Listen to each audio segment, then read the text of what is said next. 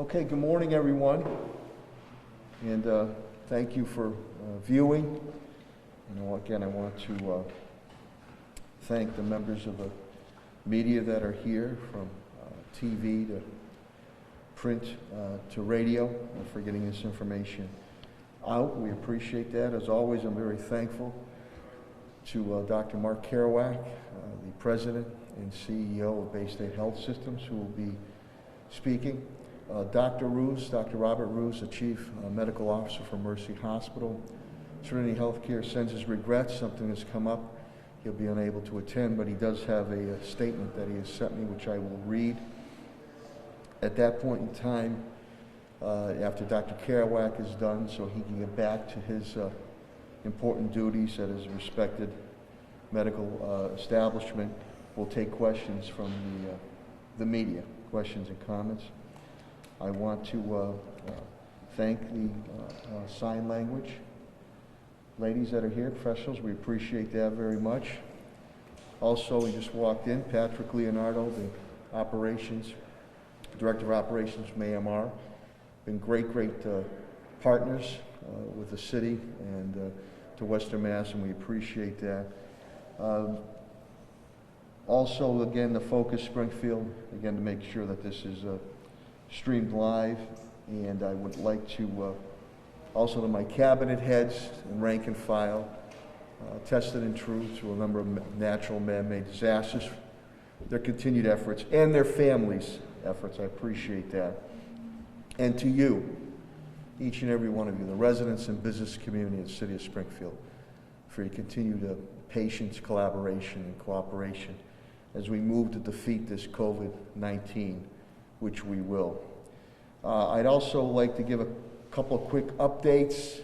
City Hall, due to the storm, and Director Signoli will speak more about it, City Hall will shut down operations at 3 p.m. today in abundance of caution. That's when the majority of the snow will start coming down. We hope to be in operations again tomorrow, possibly with a delay, I'm not sure yet. So City Hall will shut down at 3 p.m. Today. We want to make you aware of that. Also, and I mentioned Patrick Leonardo, AMR, due to the inclement weather, a snowstorm, and an abundance of caution, AMR at Eastfield Mall will not be doing any testing today and tomorrow for COVID-19. Again, no testing for today or tomorrow, Tuesday. Again, the majority, they are outside when that testing is occurring. The state's mass vaccination center at Eastfield Mall will continue. That's being done inside the old Macy's. So that's still on, the state's vaccination mass site. But again, AMR, there is no testing today nor tomorrow at the Eastfield Mall due to the inclement weather. Commissioner Helen Carlton-Harris indicates to me the Vax Force, we're going to be scheduling a town hall meeting in the very near future, probably by mid-February, to once again get the correct information out there and dispel any type of misinformation or rumors and innuendos about the importance of taking this vaccine for each and every one of you.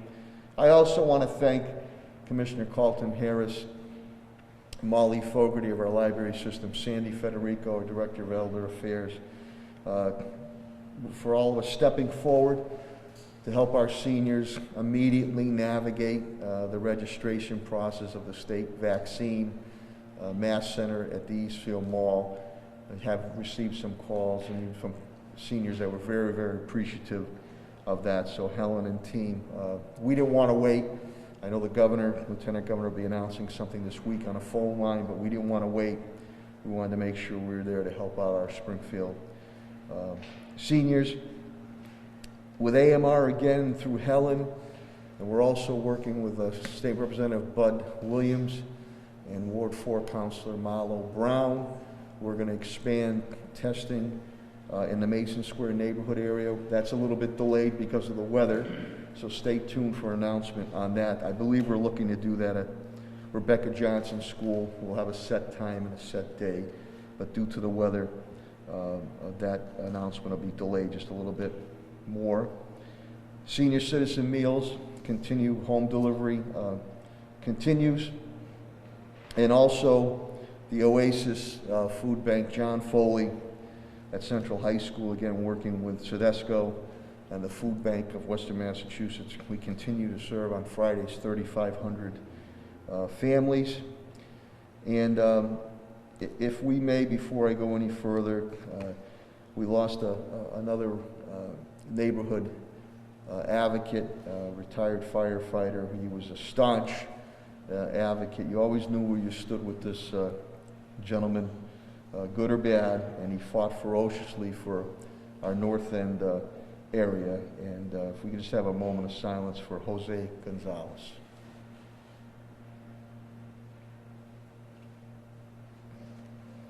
Thank you very much.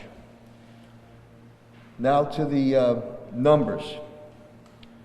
Total COVID-19 confirmed cases since this ordeal has started is 15,579.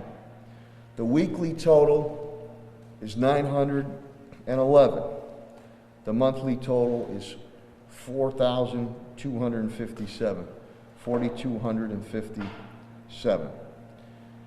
Now, unfortunately, but we knew this would occur, Commissioner Carlton Harris has indicated to me that there are now 13 more new confirmed deaths that have occurred due to the scourge of COVID-19. That brings the total deaths, the City of Springfield residents, to 192. And again, our thoughts and prayers and sympathy and encouragement go out to each and every one of the family members who have lost a loved one. May God rest their souls. The new numbers as far as a breakdown, a white is 78, which is 40.6%. Black is 44, which is 22.9%. Hispanic is 65, which is 33.8%. Asian is 5, which is 2.6%. All these deaths, again, occurred in residential settings, which brings that tally to 134, which is 69.7%. In a good note, the long-term care facilities, that number has not moved, I'd say, in a couple of months. It just stayed at 58, which is 30.2%. Some updates pertaining to the city, before some brief updates between them from my cabinet heads. We're very proud to announce that the City of Springfield, again, there's been a number of firsts under my administration. The first ever Latina budget director, city's budget directors in the history of the City of Springfield. Melanie Akobe was recently appointed, a wonderful young lady and a great professional. So Melanie, congratulations and well-deserved and continued success. The Rotary Club of Springfield, I gotta thank my pal, Johnny Perez, Mr. Bowtie. He always wears the signature bow ties. They came across with 20,000 more masks for not only the City of Springfield, for a number of nonprofits we announced last week. The city picked up another 6,000 in masks, which will be duly used pertaining to city and where it's needed out in the public. So we're very happy. Thank you, John, and thank you to the Rotary members of the Springfield Club. We had our state delegation monthly meeting, and with the whole delegation being there, which was very good. And we spoke about advocating for the city needs on the state's budget, Governor Baker's House 1 budget that came out, and also looking to move legislation. Again, my bail legislation, which Representative Angelo Pupolo will put forth again, and also the fireworks legislation, where we're looking to put forth, and delegation is interested on that, to put some teeth in fireworks enforcement. Also on a side light, Sheriff Nick Cochi and I, we were very disturbed to read about a murderer being let go due to COVID for medical treatment of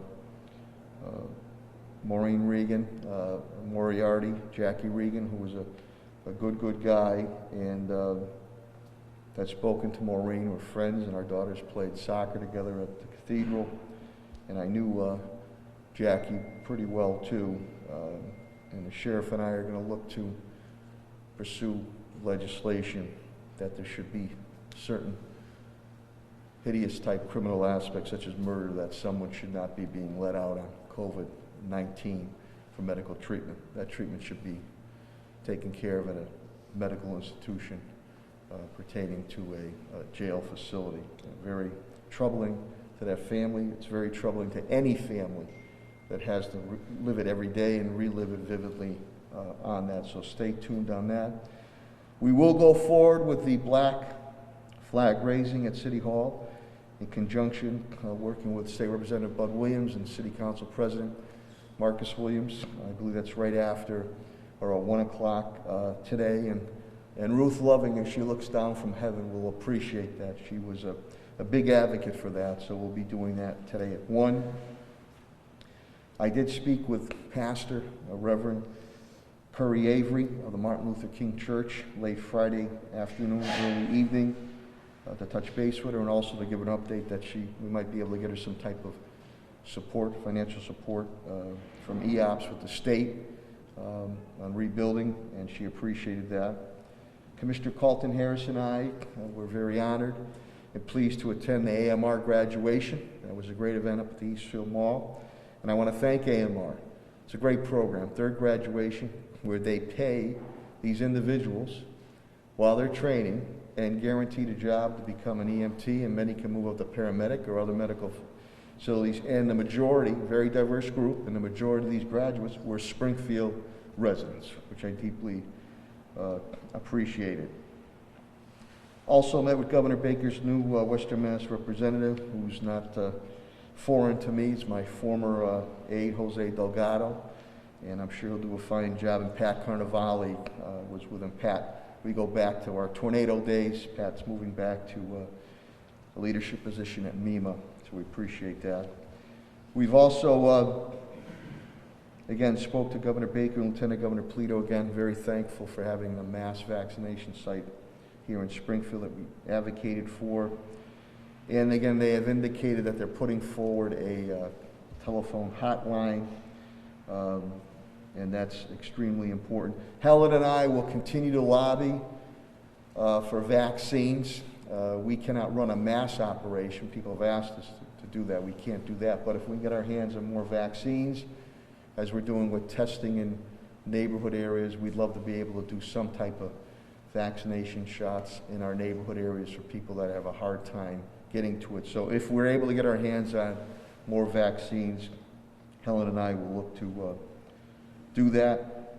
Pat Sullivan will speak when he gets up. The Greenleaf Park improvements, much underutilized area. It's going to be a great benefit to the 16 acres residents of the area. I'm very happy on that.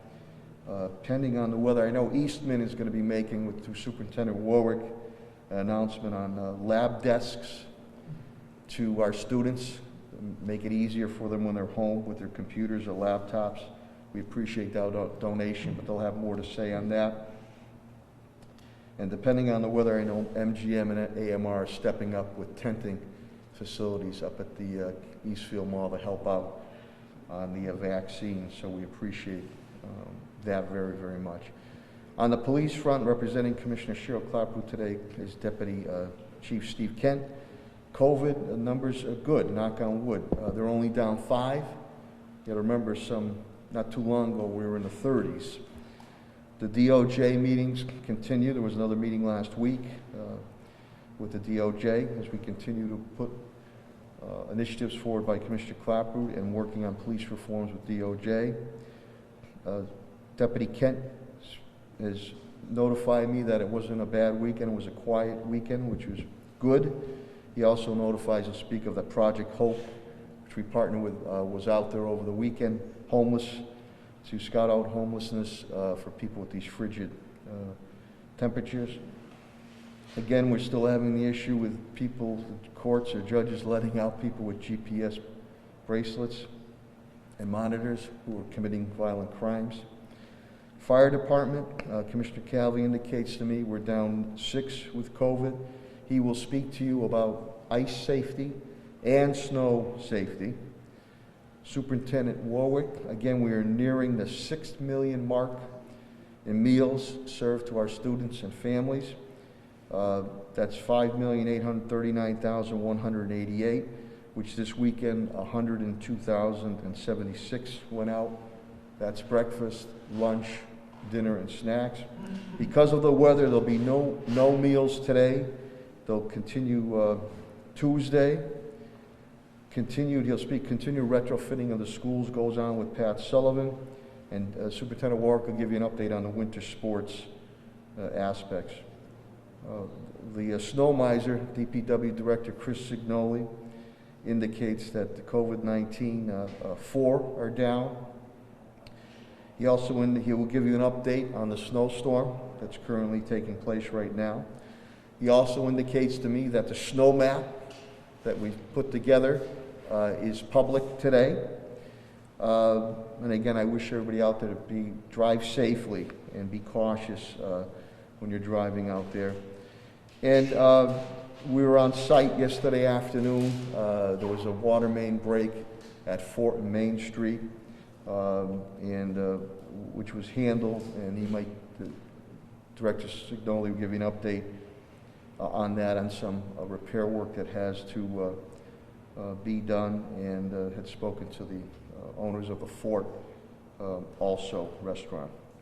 And then last thing on DPW, there was really a very heartwarming and heartfelt article that was done, Mass Live, by Doug Hook, Angel La Santa, and his son Alexander, who has cerebral palsy in dealing with COVID-19. And Angel and Alexander and your family, we wish you good health, and thank you for what you continue, Angel, to do out there with DPW.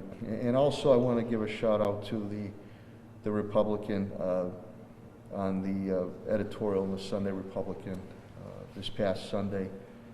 Helen and I appreciate that on our the leadership of helping our seniors out and not waiting on this vaccine. So thank you very much, Cynthia Simonson, and to the Republican. Finance. Since the start of this ordeal, we're down $7.8 million.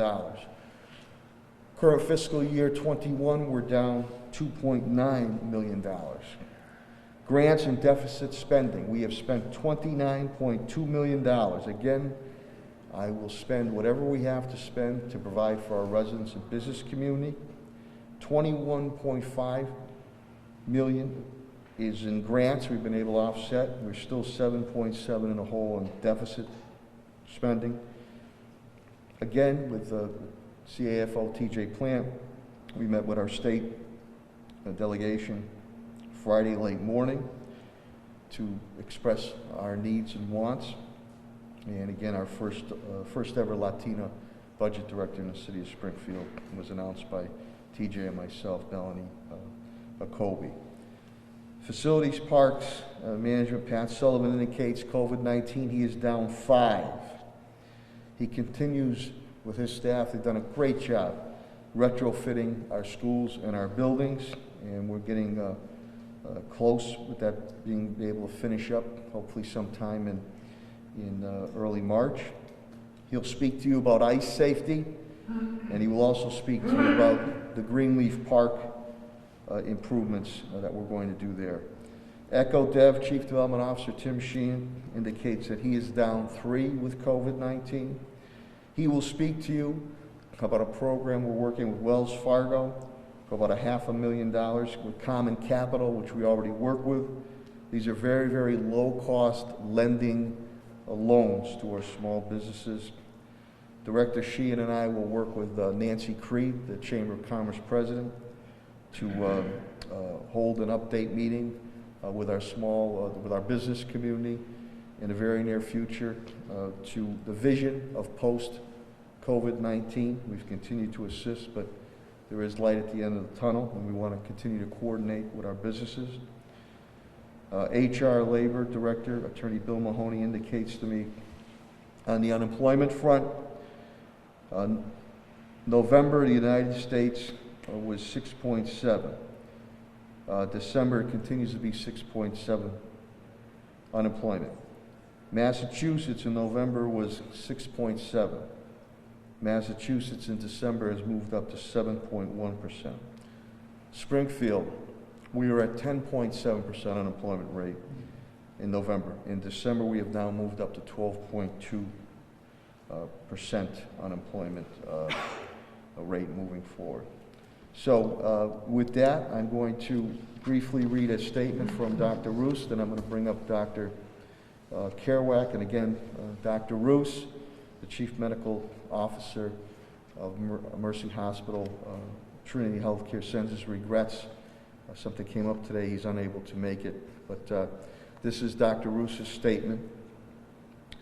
Good morning, everyone, and thank you, Mayor Sarno, for your ongoing leadership amidst this pandemic, and to the entire Cabinet for their collaboration and leadership as we have partnered together throughout this year to educate, protect, and now vaccinate the community. Fortunately, over the past week, the trends in the number of new infections, hospitalizations, and deaths due to COVID at the national, state, and local level are all moving in the right direction. In fact, the rate of decline in the average number of cases across the country has been the steepest and most significant since the start of the pandemic, having dropped by 40% since the peak of January 8th, 2021. Hospitalizations have also decreased by 24% during the same time period. An average number of deaths has reduced to 2,600 per day from over 4,000 previously. Here in Massachusetts, the trends have been similar. As of today, the average number of new cases per day has dropped below 2,500 and is 60% lower than the peak on January 8th. And the total number of hospitalized cases is below 2,000 for the first time since before Christmas. At Mercy Medical Center, we have also seen a declining number of hospitalizations of patients over the past 2 weeks. And as of this morning, we have 25 patients hospitalized with COVID, with 3 in intensive care. And while our test positivity rate remains higher than the state average at 8%, we are certainly encouraged by all the trends, and most notably the reduction in people with moderate to severe illness, as that is a sign of a successful vaccine. And today marks a notable and exciting moment in our quest to fully defeat COVID, as Massachusetts enters the phase 2 of vaccine eligibility. Effective today, individuals aged 75 and older in Massachusetts are eligible for COVID vaccinations, along with those that were previously eligible in phase 1, including healthcare workers, residents, and staff of long-term congregate care facilities, and first responders. At Mercy Medical Center, we are proud to have provided over 4,500 vaccinations, 4,500 vaccinations, to those in phase 1, with more than 1,300 having already completed their full series. Today, we will begin vaccinating people over 75 years old and continue to provide second doses to those who have already received their first dose. We do recognize, of course, that the demand and interest in the community for vaccination is outpacing the supply of vaccine and appointments available. At Mercy Medical Center, we are booked completely with over 1,000 appointments scheduled for this week, and are not maintaining a wait list or taking walk-ins at this time. We encourage Any interested members of the community continue to go to www.mass.gov/COVID vaccine map to find alternative locations for vaccinations. With each passing day, there is more and more evidence that these vaccines are safe and highly effective, as they are likely already leading to the reduction of hospitalization and deaths. They truly are the path to emerge from the pandemic safely, and we will continue to push for the supply and the capacity to increase over the coming weeks and months so we can all be protected soon. In closing, we at Mercy will always make priority your safety and well-being. During this time, please do your part and follow the life-saving precautions of masking, physical distancing, and staying safe to protect yourself, your loved ones, and all of us. Thank you, and this statement again is from Dr. Robert Roos, the Chief Medical Officer of Mercy Medical Center. Thank you for indulging me to read that statement, and now, without further ado, I will bring up the President and CEO of Bay State Health Systems, Dr. Mark Kerouac. Thank you.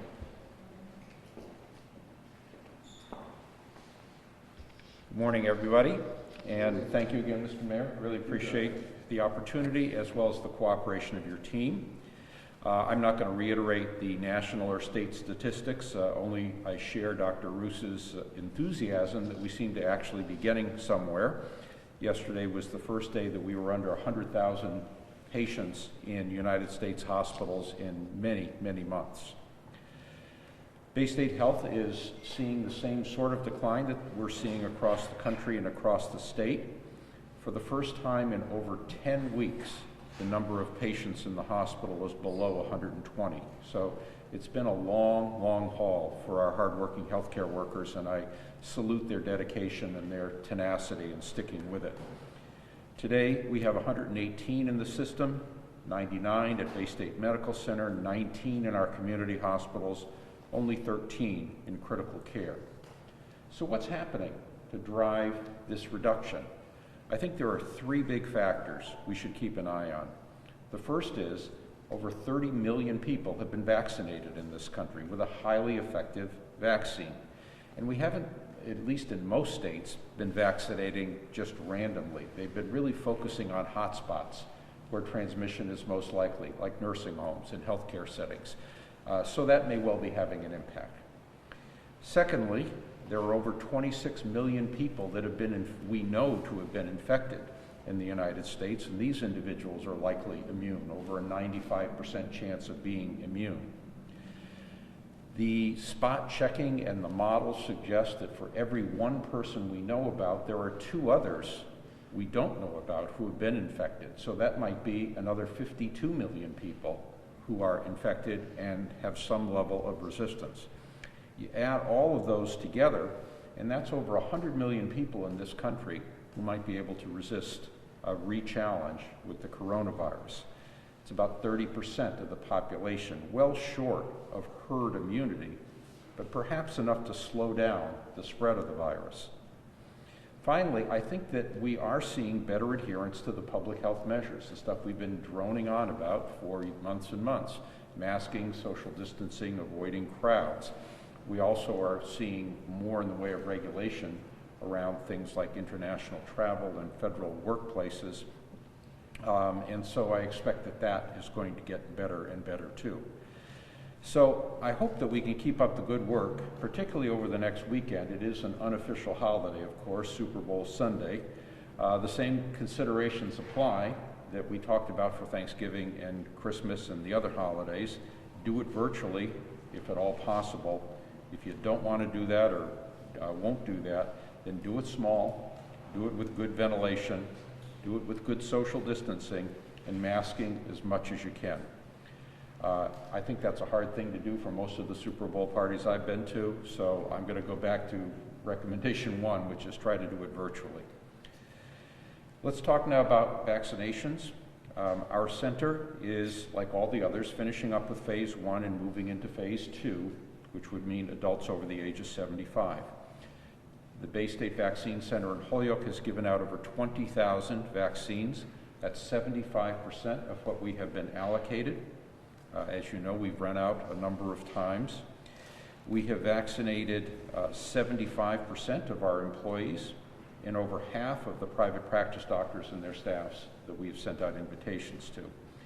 And we've had good participation from our home care workers these past few weeks. We've taken a look at the declinations, that is to say, people who responded, employees who responded to our invitation to be vaccinated and said no thank you or I want to wait. That's 17% of the total. 16% of our white employees, 18% of our Black and Latinx employees. We vaccinated over 2,600 of our Black and Latinx employees. That actually, to me, has been quite encouraging because there have been a lot of efforts to make sure that the questions from communities of color have been answered. There's been some vaccine hesitancy there, and based on the focus groups that have been done by the Department of Public Health, as well as our own booths in our cafeterias and conversations with our employees, this hesitancy is mostly about getting your questions answered about long-term side effects, as opposed to people who are dead set against vaccines in general.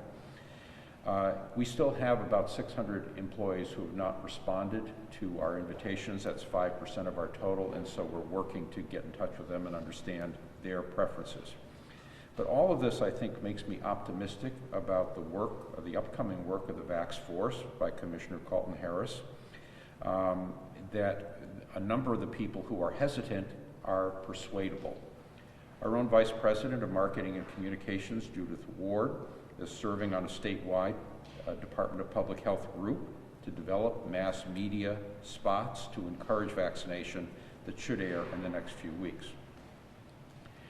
Now, all of that, unfortunately, is just kind of theoretical at this time because the websites are saturated with requests, and we, like all the other centers, have no openings in the current week. Yesterday, just to sort of understand the situation, I went on mass.gov as a 75-year-old John Doe trying to get an appointment, and I was 0 for 5. All of the sites worked the way they were supposed to, but many of them were pretty frustrating, particularly if you needed to fill out a long series of questions only to be told that there were no available appointments and then have to go to another site.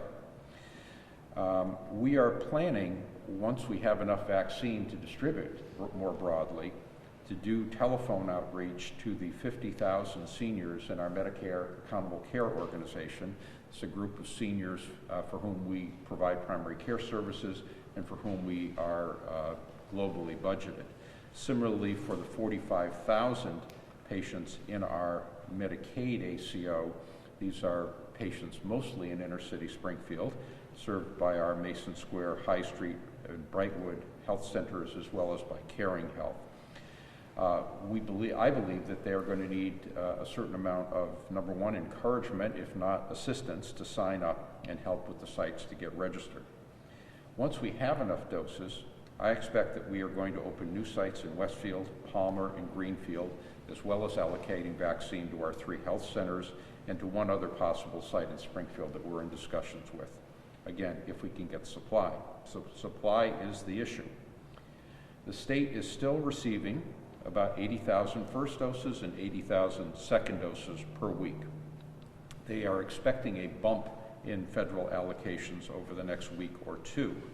Vaccination rates are now at about 15,000 per day for the last 7 days. That's about twice what they were a few weeks ago, so they're speeding it up. Massachusetts has given out over 50% of the 1 million doses that the state has received, and that's moved them up from the low 40% range. So again, that part is speeding up too. Rules have been loosened up in terms of who we give vaccine to and when, and speed of vaccine getting into arms has become a priority. As I mentioned before, Bay State Health has given out 75% of the vaccine we've received, and we are going to be starting the week with about 3,000 doses of first-time doses and 3,000 second-time doses. Those will both be used up this week. We continue to hope for an allocation of 8,000 per week, which we could reliably get into arms, which would be a significant increase from our usual 2,000 per week. Remember, if we are going to get to our goal of getting all adults vaccinated, or most adults vaccinated in the next 100 days, we'd need to do 41,000 first doses and 41,000 second doses every single day. Given that and we're currently at about 1/6 of that rate. The Pioneer Valley has got about 10% of the state's population, so divide that by 10, and that would mean we'd need to do about 4,000 first doses and 4,000 second doses a day, and we're somewhere between 1 and 2,000. So we really need to speed up the rate because much as I'm thrilled that we're giving out 15,000 doses a day, we're also seeing about 2,000 to 3,000 new infections a day. So it would be great to drive that number still down. The name of the game is to get more supply, to get more large and small centers, and to get new products. On the latter front, I've been very encouraged by the Johnson & Johnson vaccine results. This is a vaccine that's one dose, no freezing required, and it's got about an 85% effectiveness rate against serious disease.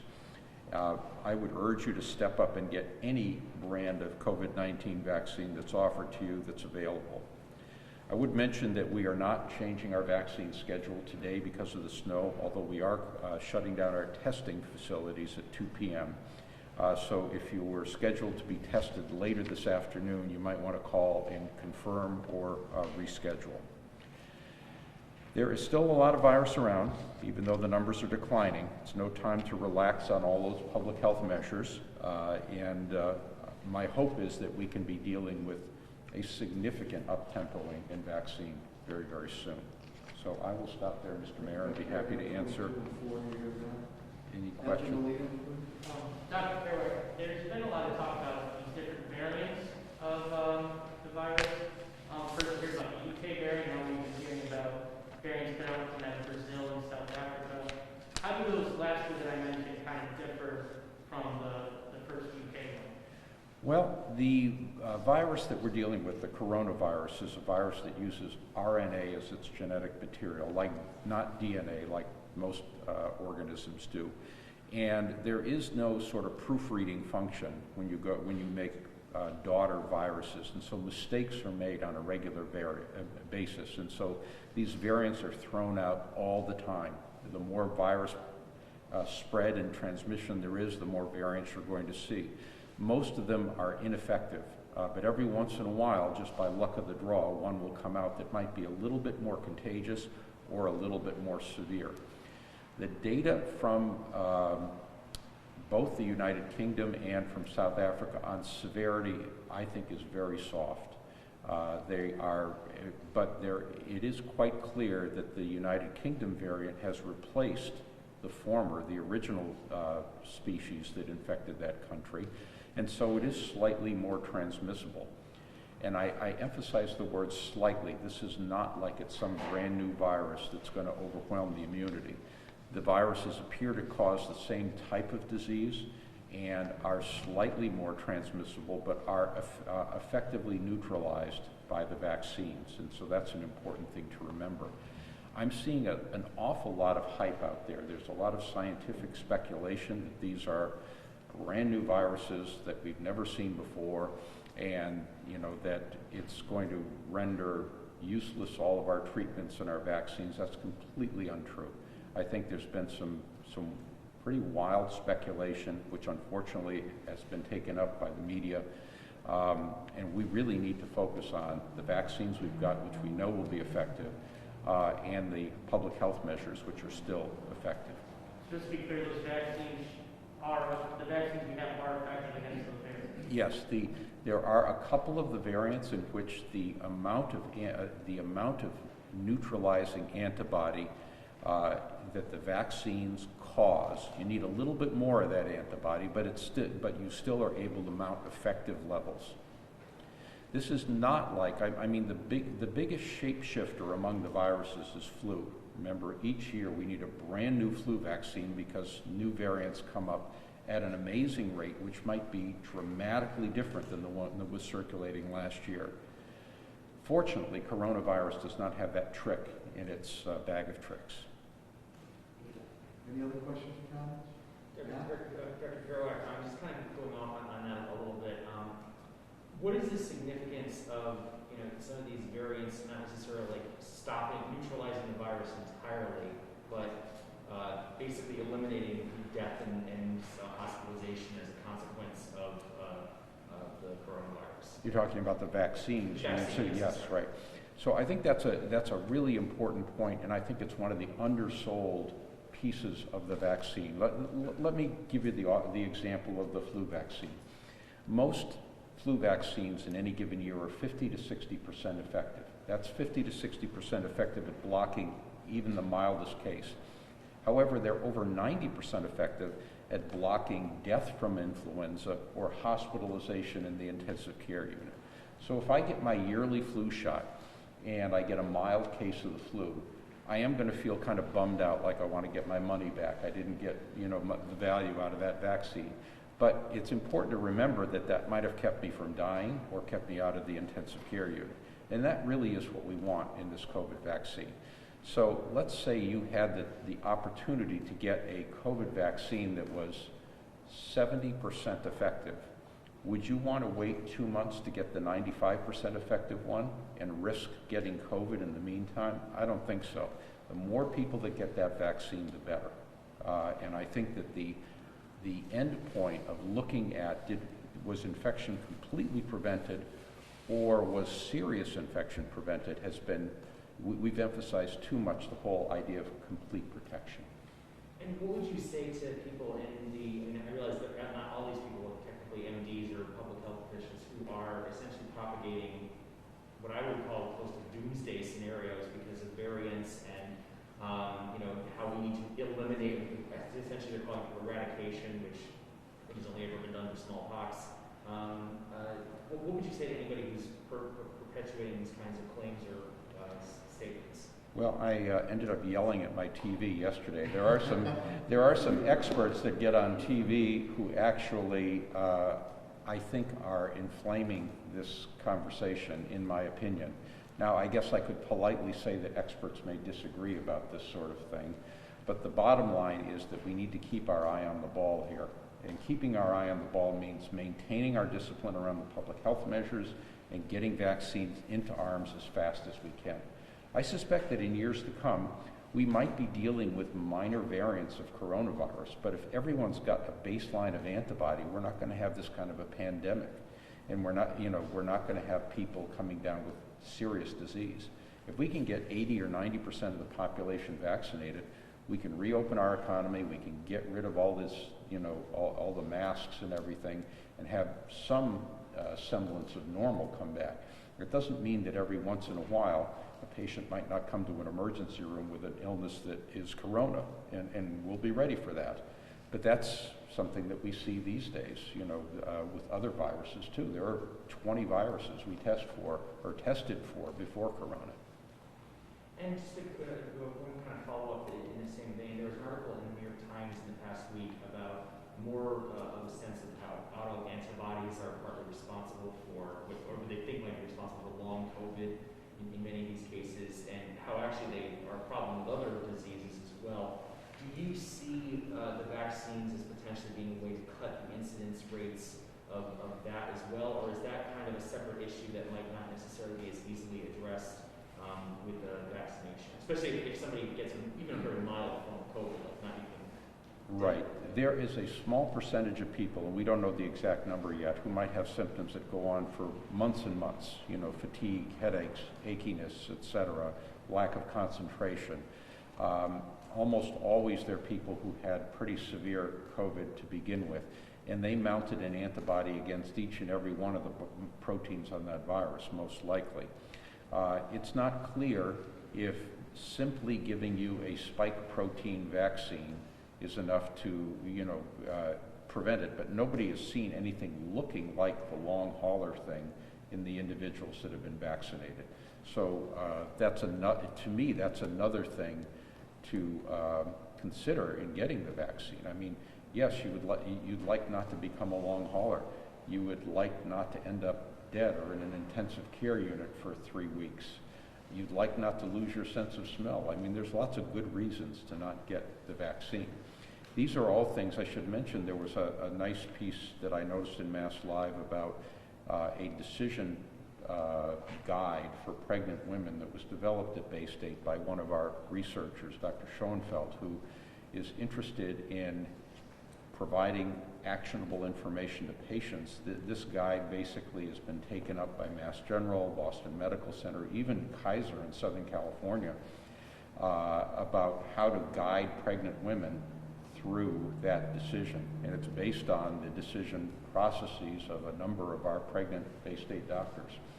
So I think as you're weighing whether to get vaccinated or not, you need to remember all the bad things that can happen if you get COVID, and how likely it is that you're going to get COVID if you don't, if you decide to pass on a vaccine. And just one more quick question for you. How would if the Johnson & Johnson vaccine is approved, which seems relatively likely, how would the fact that there's a single dose change potentially the way institutions like yours would be administering the vaccine? Because I know that it might be different from public health authorities. Oh, I think that you could basically do much broader types of distribution from small offices and not have to worry about the rescheduling and the apps and all that sort of thing. It's much less cumbersome to get it out there. I think both that and the AstraZeneca vaccine really give me a lot of hope that we might actually be able to vaccinate the whole world. I mean, we've really been under-vaccinating certain areas of the world, like the African subcontinent, where, because of the virus variant issue, you don't want the vaccine to be brewing, other places in the world while, you're simply vaccinating the wealthy countries. We need to have inexpensive, effective vaccines that are going to snuff this thing out in every country of the world if we don't want to be dealing with a lot of these variants down the road. Thank you. Any other questions or comments? Thank you, Dr. Kerouac. Thanks, Mr. Mayor. I want to thank Dr. Kerouac not only for his expertise and knowledge, but his straightforwardness. Looks you straight in the camera, straight in the eye, and tell you what's what and what's not. And we deeply appreciate that, Dr. Kerouac, and wish you and your family and staff good health. And we'll see you next week or talk to you beforehand. With that, another individual who will knowledge and expertise and look you straight in the eye and tell you what is going on and what is not going on is our Commissioner of Health and Human Services, Helen Carlton-Harris. Thank you, Mr. Mayor. Appreciate your support and guidance. Good morning. I'm going to begin with the data from the City of Springfield that will start with the line graph. The line graph, as you can see, for the month of January, our total is 4,257, which is currently 239 cases less than we had in December, but we do have one more day of January to add to that total, but hopefully that total will remain less than the previous month, which was the highest month that we experienced. I'm looking now at the confirmed COVID-19 cases for the past 6 weeks. And I'm starting with January 3rd, where we had that 1,177 cases. The next week, January 10th, we had 134 less cases. The week of January 17th, we had 91 less cases. This week, we have 41 less cases. And so for the last 3 weeks, we have seen a decrease in the cases in the City of Springfield, some more than others, but certainly any decrease we are happy to see. Last week in our city on Sunday, there were 150 cases, Monday, 153, Tuesday, 66, Wednesday, 111, Thursday, 178, Friday, 98, and Saturday, 155. In the age categories, 0 to 10, 99 cases. 11 to 20, 145. 21 to 30, 157. 31 to 40, 130. 41 to 50, 129. 51 to 60, 101. 61 to 70, 79. 71 to 80, 54. 81 to 90, 13, and 91 to 100, 4 cases. In the city, we continue to see the prevalence and positive cases are under the age of 50. You can see that 30 and under was 44% of our cases last week. 31 to 50, 28% of our cases last week. And 51 and over, also 28% of our cases. And so 72% of the cases last week were still under the age of 50. Across our city, in our zip codes, 01101, 1%. And this is the 1% of the 911 cases that were last week. And 01101, 1%, 22 cases in 01103, that is 2%. 169 cases in 01104, that's 18%. 78 cases in 01105, 9%. 65 cases in 01107, 7%. 174 cases in 01108, 19%. 187 cases in 01109, 20%. 62 in 01118, 7%.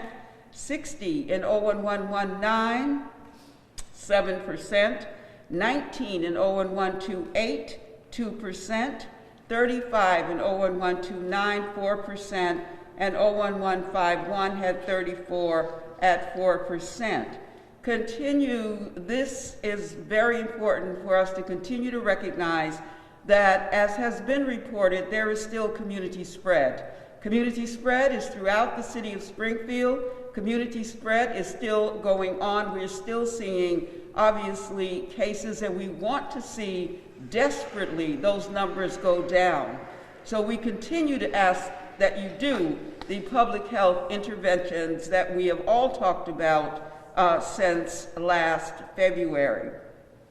American Indian and Native Alaskan is 1% of our cases last week. Asian, 7% of our cases last week. Black, African American, 12% of our cases last week. Latinx, 23% of our cases last week. Native Hawaiian, Pacific Islander had no cases last week. White was 30% of the cases last week, and unknown was 27% of the cases last week. The mayor has given us the news that we had 13 individuals die in the city of Springfield, and this data is current to January the 26th. And so I'm going to spend just a moment, if you'll indulge me, just telling you who they are. A 40-year-old female who is Puerto Rican or Hispanic. A black male who was 40 years old. A white male who was 41 years old. A black male who was 68 years old. A black female who was 86 years old. A white male who was 87 years old, a white male who was 61 years old, a white male who was 81 years old, a black female who was 80 years old, a Hispanic female who was 75 years old, a Hispanic female who was 84 years old, a white male who was 85 years old, and a 48 23-year-old Hispanic female. Those were the individuals that were lost in our city over the last 2 weeks.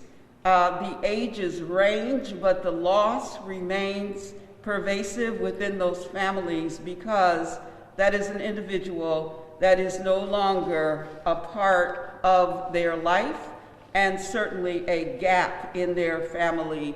And so, as the mayor said, our condolences go out to those families. The Springfield cases, as you know, is 15,579. We were going to begin our testing at Putnam today for the Upper Hill, Old Hill neighborhood. That has been postponed due to the weather. That testing was scheduled for Rebecca Johnson. I apologize. The testing at Putnam for the student athletes we expect will go forward tomorrow after speaking with the athletic director, Mr. Early, the superintendent, as well as the assistant superintendent. So AMR will be doing that testing for the student athletes tomorrow between 12 and 4 at Putnam. Again, let me repeat, the Rebecca Johnson site we were going to stand up for neighborhood testing is shut down. We will not do that tomorrow. I want to thank AMR. Their testing they have done to date, 132,195 of that, 12,392 positives, and that's of the overall number, and currently they have tested 55,874 Springfield residents. As the mayor indicated, the Vax Force will be, over the next 2 weeks, having a town hall that all of our residents in the city and those who will join us will be able to get information and ask questions. We will make sure that that information comes very timely as soon as we have a concrete day and time. So please plan to join us for that. We have received the vaccine for the second doses for those individuals that we gave the first dose to. Now I want to be clear about something because there is a thing called vaccine tourism. And vaccine tourism is individuals who surf the net or surf cities and towns looking for opportunities to sign up for vaccines, even if it is not in their local city or town. And so vaccine tourism is real and is happening. And so I just want to be clear for us. We did 1,400 vaccinations, and those individuals will get their second dose. We will not be doing first doses for anyone. If you show up and you have not, we will have the name, we will have the card, we will have the information that you gave us. We will be cross-checking everything. And that's important because it's important for us to make sure that those individuals we vaccinated get the second dose and we're not dealing with vaccine tourism or individuals who are just looking to sign up for vaccines. I want to thank the Department of Elder Affairs and certainly the libraries. The mayor has already thanked them for stepping up and having their staffs help our elders. As Dr. Kerouac said, that site is very difficult to navigate. I also went on it. And so it's important to be able to have individuals to help our seniors. And with the mayor's support, we have set up that as a system for our residents. And so thank you so much for that. We want to also continue to wear our masks, wash our hands, and watch our distance. Even if you are vaccinated, please continue to take the public health precautions. That is very important. To the staff who is volunteering for our clinics, we thank you as well. Know that those of you who did get your first vaccination with us, we will be reaching out to you either by email or by phone. So Thank you to the staff of the Department of Health and Human Services, Elder Affairs Libraries. Thank you to the staff at Springfield Public Schools for volunteering to work with us under the leadership of Superintendent Warwick. Thank you, AMR, for always being there and continuing to help us. You have been the foundation that we've leaned on to move this vaccination process forward. Thank you to Parks and Recs, Patrick Sullivan, for helping us and giving us staff in order to do our work at the vaccination centers. And remember the things that are important that we said that we'll do and will continue to do through this pandemic is tell you the truth, be transparent about what we're saying to you, and we're hopeful that you will see us as a trustworthy voice as we move through this vaccination process. Thank you. Thank you very much, Commissioner Carlton Harris. Appreciate your leadership. We'll now go to the public safety component of this COVID-19 city update, and I will bring up the Fire Commissioner for the City of Springfield, Bernard B.J. Calvi. Thank you, Mayor. Good morning, everybody. At the Springfield Fire Department this week, we have 3 positive cases, and we have 3 people out awaiting testing and are in quarantine at this time. So all in all, we're in good shape this week, down from our high of the last couple weeks. And that being said, now that we're in a better place, I would like to wish happy birthday to the Springfield Fire Department. It was the 227th birthday of the Springfield Fire Department 2 weeks ago, but I didn't bring it up because of all the other stuff we had going on. So we're now starting our 228th year of service to the city of Springfield. You look great, BJ. Don't I look? The hair's gray, but not bad. So on the safety front this week, number one, with the storm going on, I'd like to remind everybody to be careful doing snow clearing. If you're going to use a snow blower, if the snow blower gets stuck, do not stick your finger or hand down the chute trying to clear it out. Use a stick or the tool provided with the snow blower.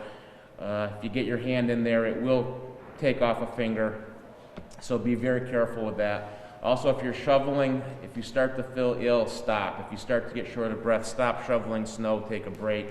Do it in small spurts. We don't want to see anybody have a heart attack out there while snow clearing. Every year this happens, we'll have someone have a heart attack, or we'll have somebody entrap their hand in a snow blower. Be very careful while you're doing that. Lastly, I'm going to talk a little bit about ice safety. It's been cold for the last few days. There's some ice starting to build on some of the ponds. We're going to get snow on top of it now. That will inhibit the freezing because it'll insulate the ice a little bit. Do not go out there. It is not safe to ice skate. It is not safe to be out on the ice. You're going to get yourself into trouble, so be careful out there. If you see somebody out on the ice or an animal out on the ice and they've fallen in, call 911. Keep an eye on the person or the animal that's in the ice, and wait for us to get there. If you go out on the ice, you're going to become a victim yourself and add to the problem that's at hand. So if you see somebody go through the ice, call 911, keep an eye on them, mark them for us so when we get there we'll know right exactly where they are. That's all I've got for this week. Thank you very much, and stay safe with the snowstorm. Thank you, Commissioner Calvi. Thank you very much, Commissioner Calvi. Now for the update, Springfield Police Department representing Commissioner Cheryl Clapper is Deputy Chief Stephen Kent. Thank you, Mayor. Good morning. As the Mayor said, we have 4 people out positive COVID, 1 awaiting testing. That is 3 sworn personnel, to say 3 police officers and 2 civilians. We had a very quiet weekend, due in large part to the frigid weather. Speaking to the frigid weather, we had our Metro Division under the direction of Sergeant Brian Elliott out with the Project Hope people, encountering the homeless at places that they frequent and advising them of the frigid temperatures that were in store and making sure that they could avail themselves of any shelter or services that were offered if they so choose. I don't have the numbers on how many chose to take the Project Hope people up on their offer at this time. In addition to that, all of the regular patrols, the black and whites that you see day to day, we're also advised that any homeless or needy populations that they come across, to advise them similarly of the availability of shelter and services due to the frigid weather. We will be doing a ticket in tow this evening due to the snowstorm. So I would advise anybody who's watching to be aware of that and to make sure that their vehicles are parked properly, or they may wake up in the morning and they won't be there. And lastly, I would like to congratulate Captain Robert Strempek, who retired last Tuesday after 42 years of service to the Springfield Police Department. And that's all I have. Thank you. Thank you, sir.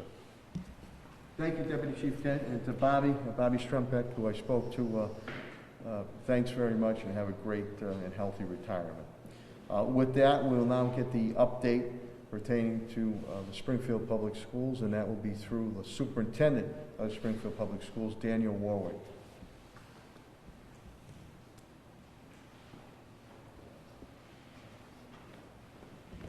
Thank you, Mayor. Good morning, everyone. Very happy to report that our meals program has been going phenomenally well, very well organized. A real credit to my staff and the Sodexo team.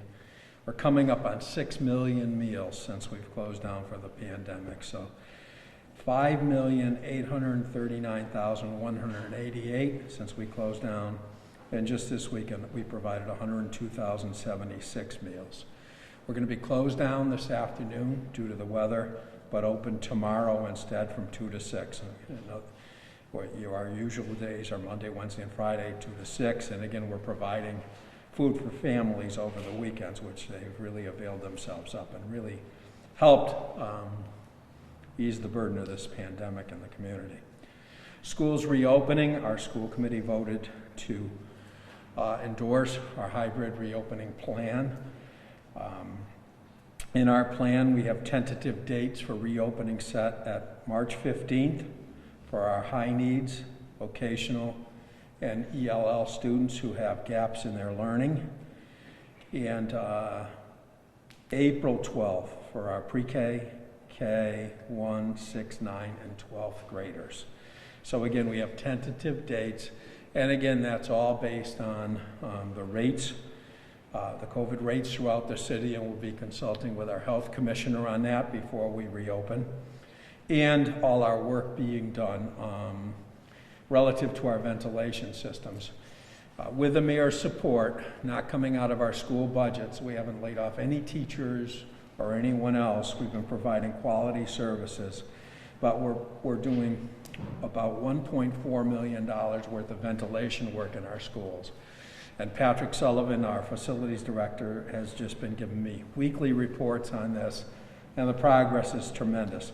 This will benefit us for years after this COVID situation, because the ventilation systems will be improved and help us in the future. Just a reminder to families, we're still telling people, please get the flu shots for the kids, but we're not going to be enforcing it when they return. They'll be able to come back without them, but it's still a best practice, and in consultation again with our health commissioner, just a good idea for families to avail themselves of that. Our winter sports is on a pause.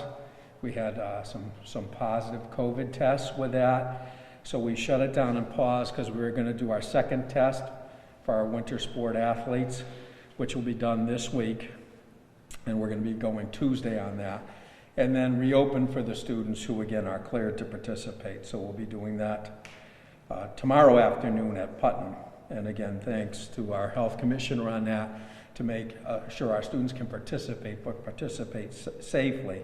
So we did 3 tests throughout the season just to ensure that, and I'm very, very grateful for the commissioner's support with that. Since we've opened, we just looked at our attendance again. Our attendance is 92.1% since opening, which I think is rather incredible, operating remotely. It's only about 1.4 or 5 off what our usual attendance. I think that really is a testimony to the outstanding work of our staff, teachers, counselors, principals, everyone in the schools reaching out to families and making sure that they have the technology they need. Again, with the support of the mayor, buying all the laptops, helping us with Comcast Essentials. So we have the technology piece, but also reaching out to families and make sure we guide them through this process. So very proud of my staff for that great work. We're delivering a quality remote program for our kids while we're waiting to open hybrid. Thank you. Thank you, Superintendent Warwick. We'll now get an update from the Department of Public Works and Director Chris Signoli and his crew, which have been out there. I saw the trucks out early this morning. They were treating the roads. And he'll give you an update pertaining to the storm situation, what you need to do, and maybe an update on the parking bans that we have. The Director of Public Works for the City of Springfield, Chris Signoli.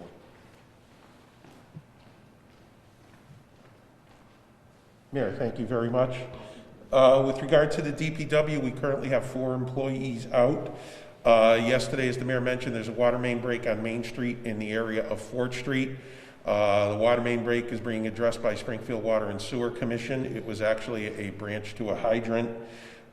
We are down there working with them this morning to determine the impact to the roads and to the sidewalks, but the roadway is open. As Deputy Kent mentioned, we are in a parking ban at this point, and with the assistance of the police department, we'll be doing ticketing and towing. We anticipate our full plowing operation to start later this afternoon, probably somewhere between 4 and 6. And for the residents, our operation takes at least 16 hours to do the entire city. So we will be out there well into tomorrow morning. And please check the DPW and Mayor's Office of Communications Facebook page. This storm, we will have our snow map live, so residents can see the plowing operation as we're doing it. It is not meant to be a minute-by-minute tracking. It gets updated every 2 hours or so, but you will be able to follow it, what is going on in the city. And lastly, the mayor mentioned an article that was put together by Doug Hook at Mass Live on one of our employees, Angel LaSanta. Doug's been doing stories on impacts to kind of essential employees around the Springfield area. And one of the things that I really want people to understand is people who work for the city have stories, and Angel really has that story as well. A son with medical needs and working for the city. And I thought it was a great article. For those of you who haven't seen it, please take a look at it through Mass Live. That is it through the DPW, Mayor. Thank you very much. Thank you very much, Director Signoli. Now we will get an update pertaining to facilities and parks management from the Director Superintendent Patrick Sullivan.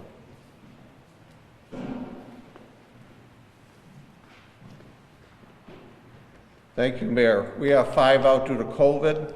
We continue to complete our school building reviews and getting the work done across our city under the guidance of our industrial hygienist.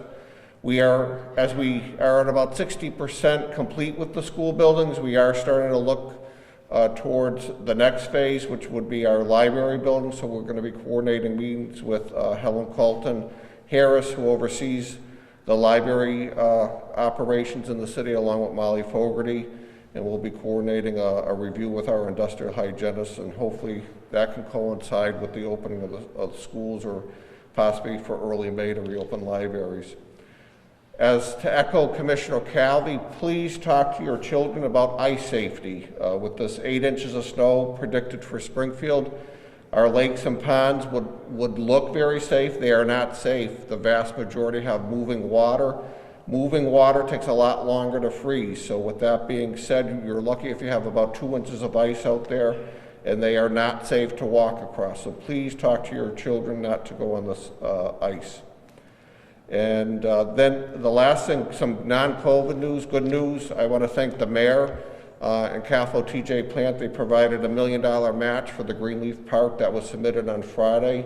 It's a federal land and water grant, and that neighborhood has waited many years for that master plan to be implemented. So we're hopeful for that application, and it will be a great park restoration program if approved. Thank you. Thank you very much. Thank you, Director Sullivan. And I've always said, again, Springfield's in the business of doing business, and Chief Development Officer Tim Sheen and his team have done a great job to keep businesses afloat, and now we hope to have them thrive as our post-COVID-19 vision. Without further ado, the Chief Development Officer for the City of Springfield, Tim Sheen.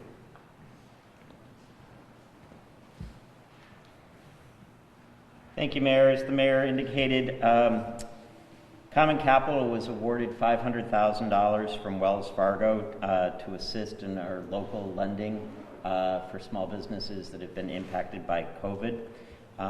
This will allow Common Capital to reach more people and to have interest rates that are at a very, very low number. And as we've indicated before, the city's investment in those loans is forgiven over a period in time. The Mayor and I also will be working with the Greater Springfield Chamber of Commerce over the next few weeks in scheduling a number of small business forums focused on economic recovery and the requisite programming needed as we move forward to get the firsthand information from businesses as to what they need relative to government programming coming forward to assist them to get back on their feet as quickly as possible. Thank you very much, Mayor. Thank you, Director Sheehan. As I indicated earlier, received an update from Attorney Bill Mahoney on HR Labor, Solicitor Ed McCula, and Finances with CAFO TJ Plant.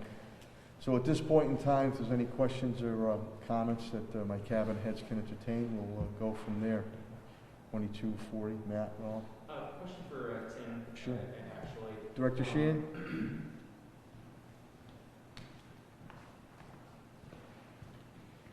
Now that we're about a month into when the relief bill that Congress passed in December has gone through, what is it? I'm assuming you have a better sense of what's actually in it, what's going to be helpful to Springfield in terms of economic development. Are there things that you're looking forward to potentially being in President Biden's next package that maybe didn't make it into the next one that's going to be helpful in terms of like setting up the city's economic recovery from this? There's two pieces to that. Obviously, PPP has been restructured under the Relief Act that was passed in December. It's geared much more towards assisting small businesses and also having impact in the women and black and brown owned businesses, which we have found to be particularly helpful. They've also, as that new round was being rolled out, they allowed a lot of the community lenders to come into the process first as opposed to the larger banks. That was also helpful to ensure that folks were getting in the line at a faster pace and were up front. As to expectations with regards to the President's stimulus package going forward, we're hopeful. The relief that was passed the last time, all of the funding that ultimately comes back to Springfield goes to the state, and then the state basically determines the programming associated with that and the percentage that would ultimately come back to the city. The previous CARES Act actually had, it utilized the entitlement formula, so Springfield gets an entitlement from the federal government every year. We have indicated back to the congressman that entitlement formula works much better for us so that we can be more responsive and act more quickly to get funding out to businesses and people that need it. I think that answers your question. Appreciate it. Yep. Any other questions or comments? Okay, hearing none, again, I want to thank the media, members of the media, TV, print, and radio that are here to get this information out. And I want to thank the efforts of my cabinet heads all the way down to rank and file, as I always say, tested and true through a number of natural and man-made disasters, and also their families we have to stand side by side with them. And again, I want to thank you, the residents and the business community of the city of Springfield, your partnership, your patience, your collaboration and cooperation. I know it's been very frustrating, but as I noticed Saturday afternoon as I came out of 4 o'clock Mass out of Mount Carmel Church, the days are getting a little bit longer. And the sunlight, the warmth helps to heal us. And hope springs eternal, because we will defeat this COVID-19. Rest assured that myself and my administration will continue to fight tooth and nail to get what is needed for each and every one of you. And we're very hopeful that federal, under the new President Biden, Vice President Kamala Harris, the new supply chain and logistics will move much, much quicker to get what is needed for each and every one of you. So with that, I wish you a good health and a good day. Stay safe out there. We'll get through this snowstorm. Drive safe, walk safe, shovel safe. God bless you all. Thank you very much.